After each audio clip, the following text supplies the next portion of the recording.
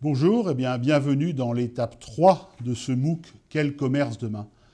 La question que je vais poser avec vous maintenant est celle du plafond de verre que connaît le commerce digital, plafond de verre qui malgré tout limite son développement. Quel est donc ce plafond de verre ? La logistique et la livraison.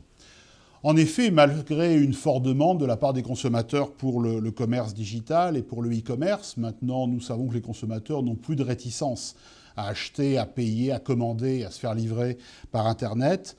Dans les pays occidentaux, et notamment pour les biens physiques, nous ne parlons évidemment pas ici de services ou de biens dématérialisés, comme l'achat d'un billet de train ou d'un voyage, stagne. Le e-commerce, en la matière de biens physiques, stagne autour ou en dessous des 10% du chiffre d'affaires du commerce total. Pourquoi cette stagnation ? Eh bien, je l'ai dit, à cause de l'aval de la supply chain, c'est-à-dire de la livraison et de la logistique. En effet, il s'avère que les modèles occidentaux traditionnels de logistique semblent inadaptés aux besoins des consommateurs et créent une espèce d'effet de ciseau entre ce que veulent les consommateurs et la rentabilité de l'acte. Le consommateur, que veut-il ? Il veut être livré au plus vite, au plus près de là où il se trouve et sans rien payer. Il n'est pas prêt à payer le moindre surcoût pour la livraison de ses produits. C'est quasiment impossible. Et c'est quasiment impossible, en particulier pour des produits comme l'alimentation, des produits du quotidien à très forte rotation, encore moins pour des produits frais, l'alimentation des produits frais, et encore moins pour des petits lots.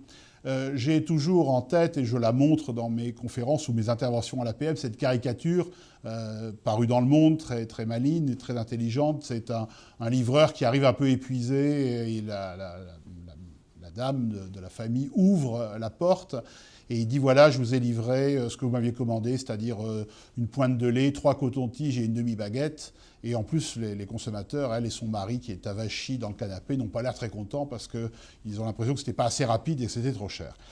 C'est quasiment impossible de livrer des produits frais, des produits alimentaires, des petits lots à des consommateurs si exigeants. Et ce n'est pas uniquement pour la livraison, c'est aussi pour la fabrication du panier. La fabrication du panier coûte cher, elle est peu robotisable, et donc de la fabrication à la livraison, le modèle semble inefficient. Alors vous allez me dire, oui, mais Amazon y arrive. Alors Amazon y arrive parce qu'Amazon a un modèle économique très différent et très particulier. Amazon, c'est l'application du modèle de Porter, cet économiste américain que vous avez sans doute étudié dans vos études.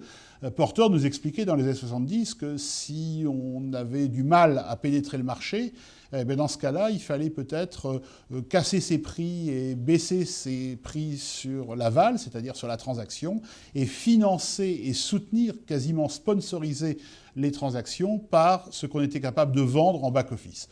Amazon, pour le dire très clairement, fait un certain nombre, une forme de dumping, enfin dans tous les cas, une forme de transaction allégée vis-à-vis des consommateurs, et il supporte et finance tout ça par son back-office, c'est-à-dire la vente de ces données qui rapportent énormément d'argent.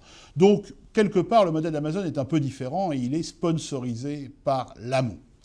Vous allez me dire aussi, les pays asiatiques y arrivent. On voit dans certains pays, comme la Thaïlande, la Chine, etc., l'alimentation atteint aujourd'hui, en e-commerce, près de 18%. Certes, le coût social n'est pas le même, mais la réalité, c'est que les pays asiatiques ont un autre modèle logistique. Et sans doute doit-on apprendre de ces modèles logistiques, modèle hérité de l'Inde d'ailleurs, qu'on appelle en Inde le dabawala. C'est la façon dont sont livrés des millions de repas tous les jours dans les grandes villes indiennes, notamment Bombay. C'est ce qu'on appelle la crowd logistique, c'est-à-dire la logistique où ce ne sont plus des entreprises qui livrent aux particuliers, mais des particuliers qui livrent à des particuliers. C'est sans doute aujourd'hui une des pistes les plus importantes de développement du e-commerce si on veut faciliter le développement du e-commerce. Il y a aujourd'hui énormément de start-up, d'applications, d'entreprises qui se développent dans cette idée de livrer les particuliers par des particuliers. Walmart a trouvé un trade-off, un compromis, puisqu'il a, lui, proposé à ses salariés, en modélisant les parcours entre là où ils travaillent, dans les magasins Walmart, et là où ils habitent, il leur a proposé, en plus de quelques rémunérations complémentaires, de livrer les consommateurs qui achetaient les produits sur Internet. Évidemment, le corps social n'est pas forcément dans tous les pays, comme la France par exemple, prêt à accepter cette forme d'ubérisation, comme on dit aujourd'hui, de la livraison. Mais dans tous les cas, c'est sans doute une des pistes d'action les plus efficientes pour le e-commerce, notamment des produits alimentaires. Alors, quelles actions pour vous et qu'est-ce que je vous propose comme action concrètement ? Je pense qu'il est temps en la matière que vous reconfiguriez, seul ou en partenariat avec vos prestataires logistiques, vos modèles logistiques, en testant la crowd logistique, en testant l'entreposage flexible et agile dans les espaces publics, notamment en centre-ville.